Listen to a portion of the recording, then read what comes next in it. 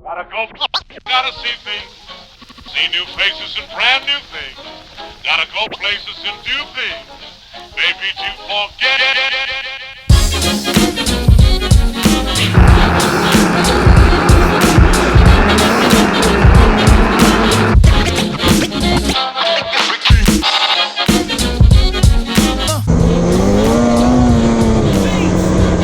So I think it's about time that we do the official 2019 Polaris 850 Assault review. I have 570 miles on my sled now, so I've had lots of seat time, lots of time to get my opinions on the motor and the differences in the chassis. There's not much in the way of differences in the chassis, but there's some little things I've noticed that I want to talk about, so here goes nothing. First things first, the engine. Obviously a lot has gone on in terms of people saying there's issues with 850s. They exist, they're out there, people have had issues. I have not. My sled has been flawless. I haven't had a bog, I haven't fouled plugs. It's been fast, it's been fuel efficient, oil mileage is just about the same. I don't really calculate it out perfectly, but I compare it to my ZR6000. I beat it on oil mileage and I beat it on gas mileage. So back there at the gas station, I took 4 gallons, it took 5.2. I've used just about a gallon of oil. I have a little left and just about 600 miles. I think with my last sled I was able to do like 700 with my gallon of oil. So maybe a little bit worse, but again, these ran super rich when they were in break-in mode, so I think that could be affecting it a little bit too. I think if I was going forward, it would be a little better on oil overall.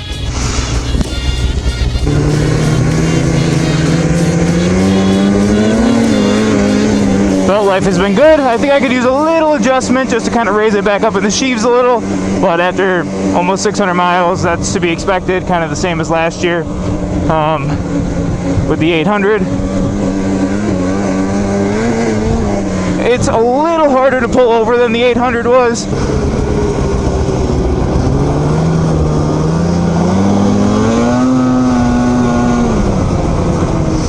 When cold, both are a little hard to pull over, kind of just like any engine. I would say first 2 pulls relatively hard, third pull gets a little easier if you have to go that many pulls to get it started. Once warm, the 800 was cake to pull over. I would say like easier than my ZR6000, which always shocked me. But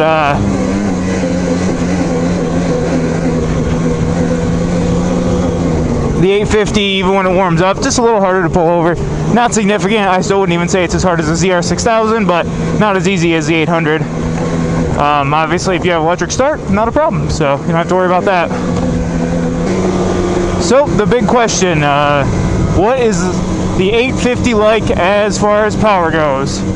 So, I've said it before, and I'll say it again, the whole, it's a torque monster, I don't really get that. It's a high-strung engine, a lot like the 800 was. I would say the big difference is that you do have a lot more power in the mid-range, and that's where you feel it like, boom, you're going. And that's pulling from like 5,000. So I would say like 6,000 on the 800 was when it really opened up and just sang and took off. And this you get, I would say even from 4,500, you could really just pin it, and the sled's making tons of power. Always right there. So almost for the purposes of YouTube, it makes it seem like I'm going slower because you can't really hear the engine. It's not opening up as much. So for that purpose, not ideal, but you know, we move on from that.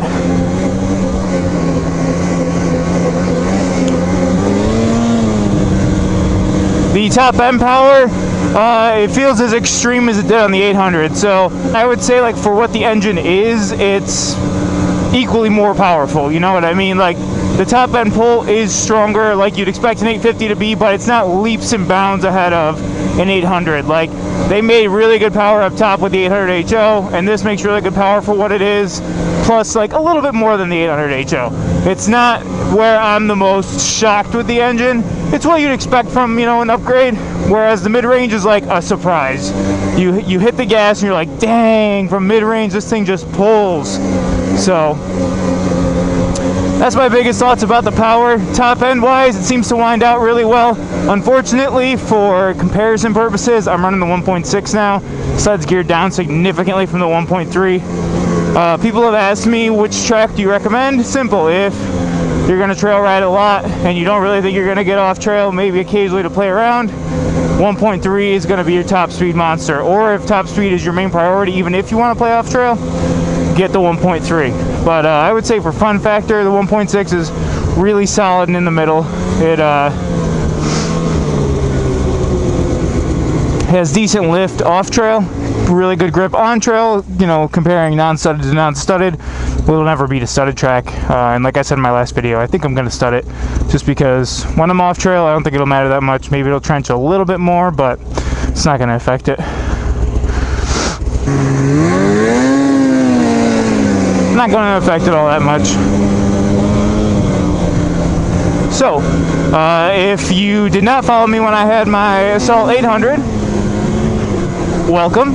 And my opinions on the Assault chassis, especially with the 850. So I know that they had to do a different motor mount system to get the 850 in this chassis.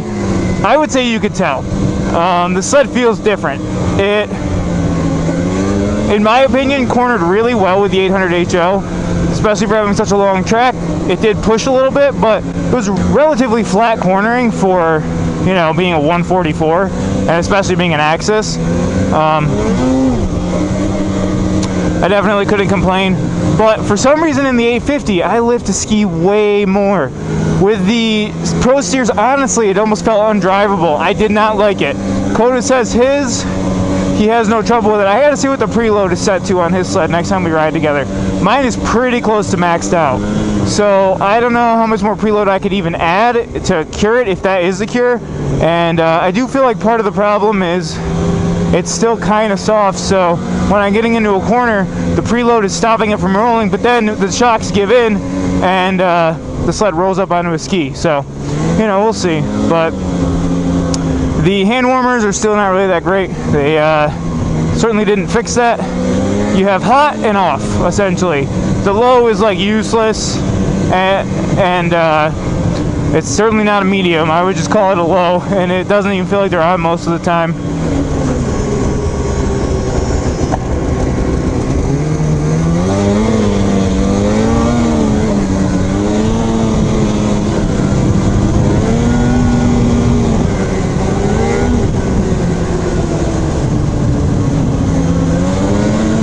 Like I said, when I picked the sled up, fit and finish is pretty solid. The pins on the hoods are much tighter, so they stay in a lot better. You don't worry as much about them flopping around. Only little gripe I had is where that glue holding the side panel on is kind of poking out. I was surprised they didn't like clean it up, but it is what it is.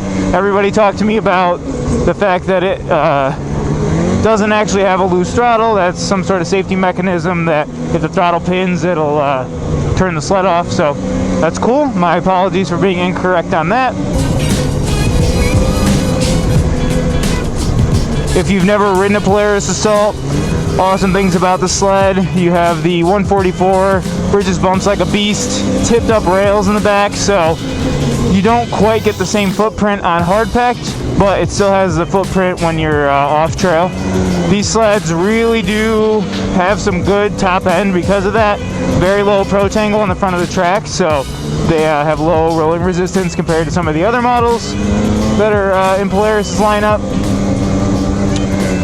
Cool track options. You got the 1.3, the 1.6, and the 2-inch. If I ever get another Assault, I would probably just try the 2-inch just so I could say I've tried them all, but I'm probably the most happy with the 1.6. I think with some studs, I'll have no gripes at all with it. Not even looking up. Top speed I've seen so far was 102, but that was when the sled was like brand new. I didn't want to keep it wide open for too long. Maybe today if we cross a lake I'll be able to do that.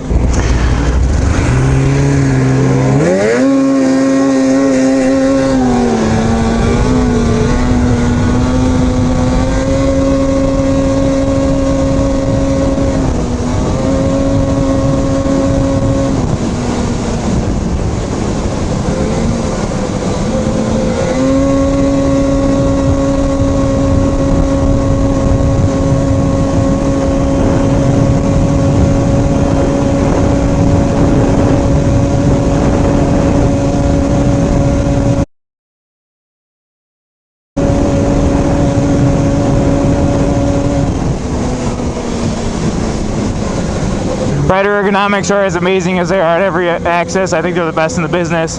That's kind of coming as like a 6-foot plus guy. I think if you're shorter, the Articats are really good, and the Gen 4 Skidoo is kind of like right in the middle. You could really make that sled work for either being tall or short. As far as off-trail goes, I can't really show you guys today just because there isn't really much of a area in Old Forge to do it. But when I do get off and play around, the sled gets up on its side decently well. It's going to obviously feel a little harder than like an SKS or a free ride or something with a narrow front end. Pretty easy to keep up on its side, but I really didn't play much while I had the Pro steers on it, but with the C&As, it is a little heavy feeling, kind of like when it's up on its side and you're trying to adjust where you're going. You kind of feel like you're fighting it a little bit more, but it does stay up on its side easier than I remember my 17-800 staying up on its side, so kind of like the good and the bad. I just want to say also, I know I get it a lot, I don't really film when I'm off trail because there's just not much to show. I mean, I think when you're in like the trees and stuff, obviously it's cool to like show yourself taking a line through the trees. I'm usually playing in like an open field and it's just me kind of driving in circles. I had more of it on my local ride, I had more of it at other times this season, and it's just hard to edit it and make it look cool, especially when you only have a POV shot. I think if I could get more guys and have some people like hold a camera for me, it would make it more exciting to watch, but as it is, it's just kind of boring. So if I get to some cool places with some cool scenery, I'll film it, but as it is now, it's just not really that worth putting in videos. And per what I normally say, my hand warmers are now wicked hot. I did want to mention about the service bulletin Polaris put out about the 850s. I think it's hilarious in the bulletin that they say, if your 850 was built after December 18th, 2018, what 850 was built after that date? I mean, like, maybe a handful. My sled wasn't delivered till January, and my sled was built at the end of November. So for you to have a December 18th build date on your engine, you must have got your sled at the freaking beginning of March. Like, I have no idea. So that's kind of a cop-out, them saying, oh, if it was built after this date, it won't have any of these problems. Yeah, it's basically no sled that was built in 2018 as an 850. So just my quick opinion on all that stuff.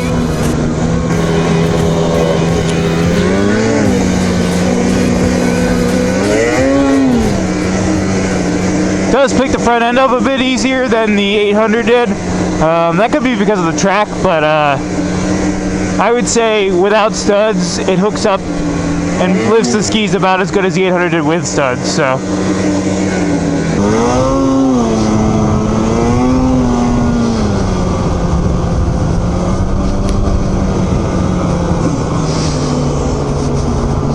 And for anybody who hasn't ridden an Axis, the best part about it is where you can just put your body on parts of the sled.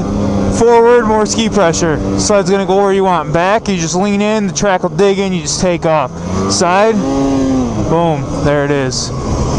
Get in tight, little ski lift, bam. Just like that.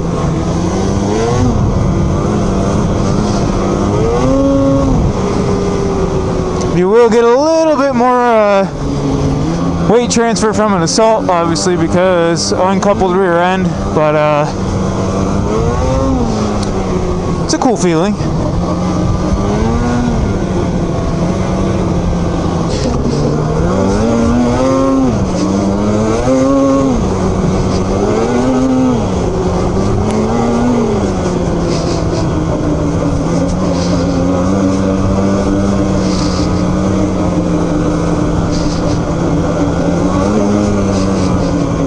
Just want to thank you guys for watching. I hope you enjoyed the review of the 850 in the Polaris Assault. Like I said, if you're looking for a Polaris Assault, I hope I can help you out. I have a lot of other videos just based on the sled itself.